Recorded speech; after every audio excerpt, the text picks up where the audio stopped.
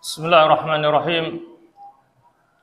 Assalamualaikum warahmatullahi wabarakatuh. Alhamdulillahilladzi an'ama 'alaina bi ni'matil iman wal islam. Wassalatu wassalamu ala sayyidil anam wa ala alihi wa ashabihil kiram.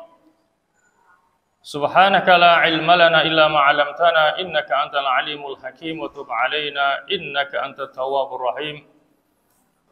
Allahumma hab lana qawlan sadiqan wa amalan salihan wa farajan ajila ya arhamar rahimin. Jamaah salat Isya dan tarawih Masjid Aminah yang dirahmati Allah.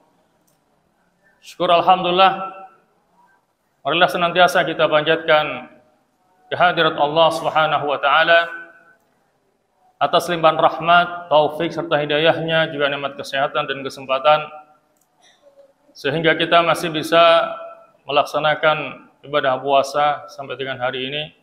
Salat tarawih malam hari ini, harapan kita semoga puasa kita, tarawih kita, serta ibadah-ibadah yang lainnya akan diterima oleh Allah Subhanahu wa taala. Amin amin ya mujibas sa'ilin.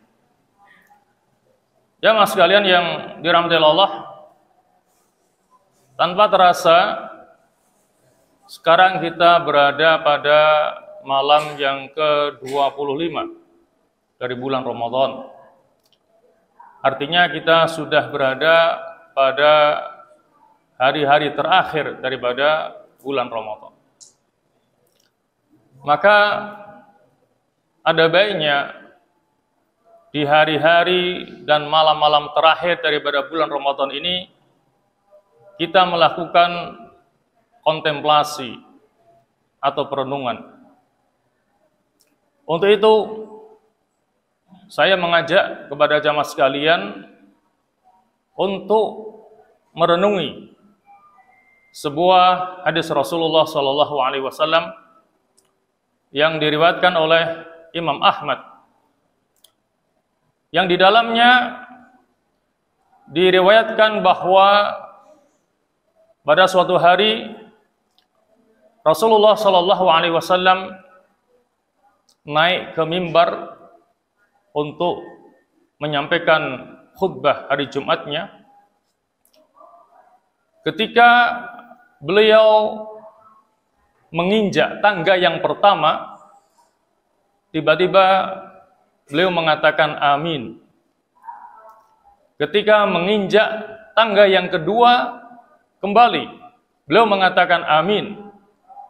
Dan ketika menginjak tangga yang ketiga, kembali beliau mengatakan amin. Hal ini membuat para sahabat merasa penasaran.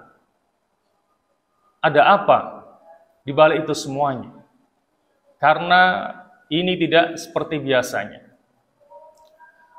Maka setelah selesai sholat, para sahabat bertanya kepada Rasulullah, kenapa beliau mengucapkan amin ketika menginjak tangga pertama, dua, dan ketiga.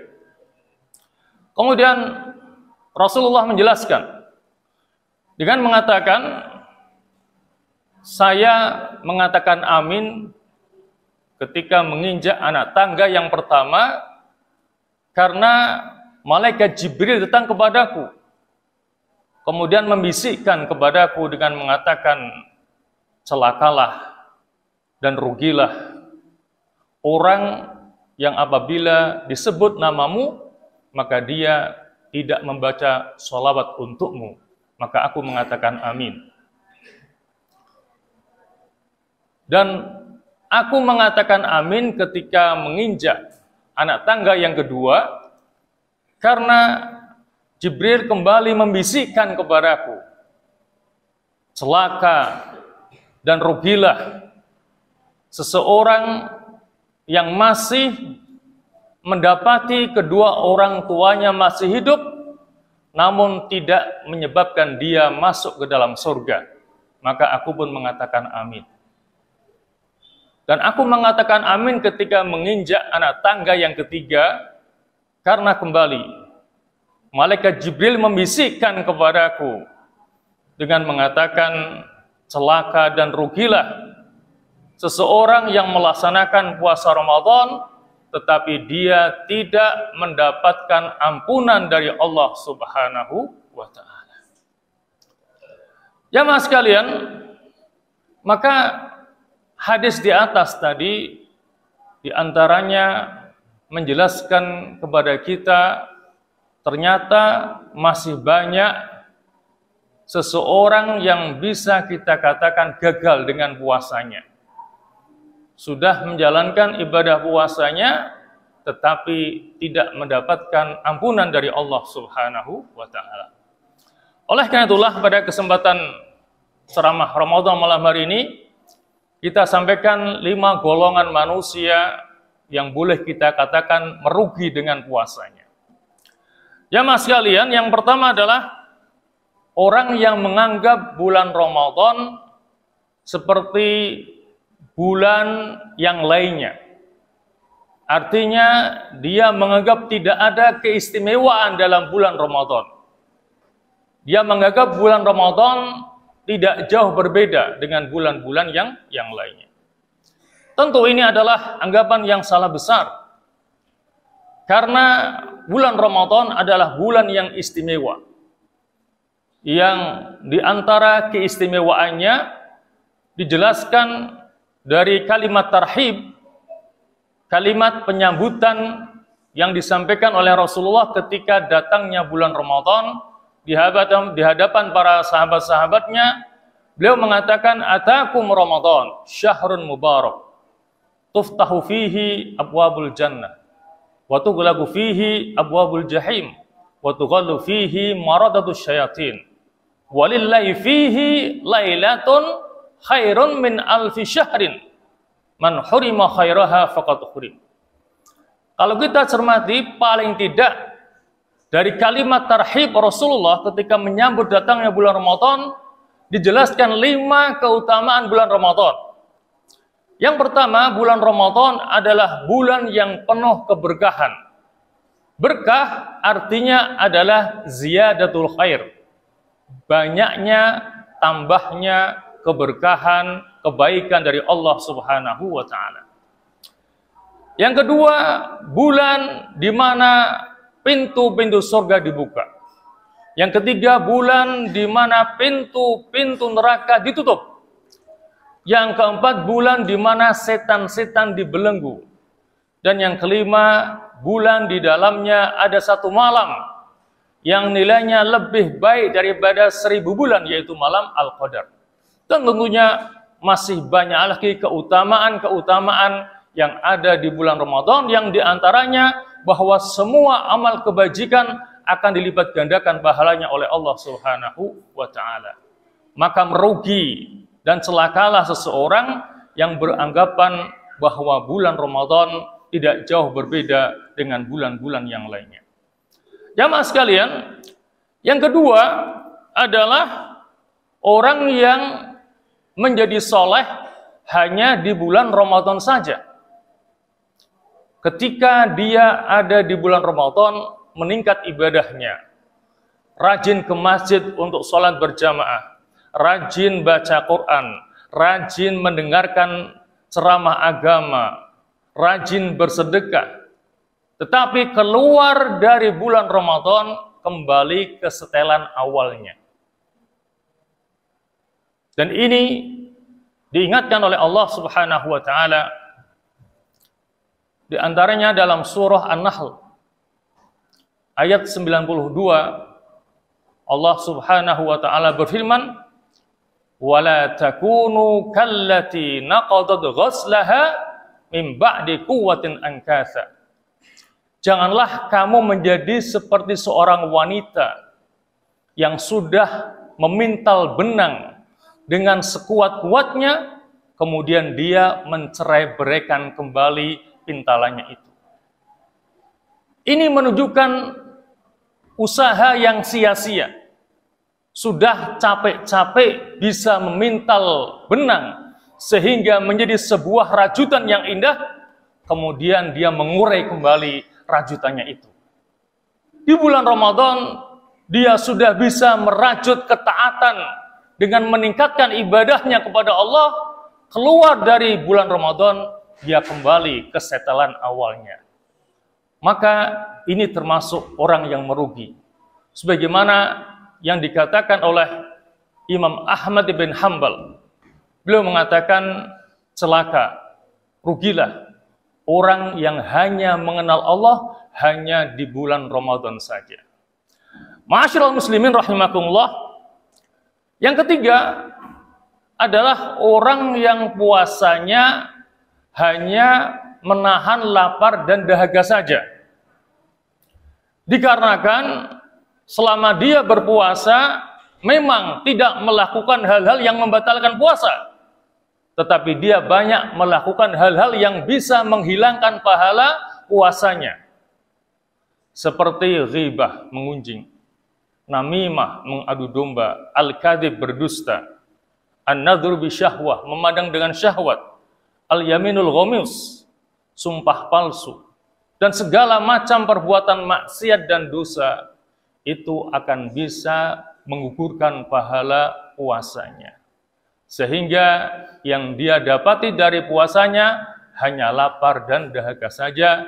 Ini sesuai dengan sabda Rasulullah sallallahu alaihi wasallam, "Kam min shaimin laisa lahu min siyamihi illal ju' wal atas." Berapa banyak orang yang berpuasa, dia tidak mendapatkan apa-apa dari puasanya kecuali hanya lapar dan dahaga. Juga sabda Rasulullah sallallahu alaihi wasallam, "Man lam yada' qaula zur wal 'amala bihi falaysa lillahi hajatun fi an yada'a ta'amahu wa syarabahu." Barang siapa yang tidak bisa meninggalkan perkataan dusta dan melakukan kedustaan, maka Allah tidak butuh darinya untuk meninggalkan makan dan minumnya.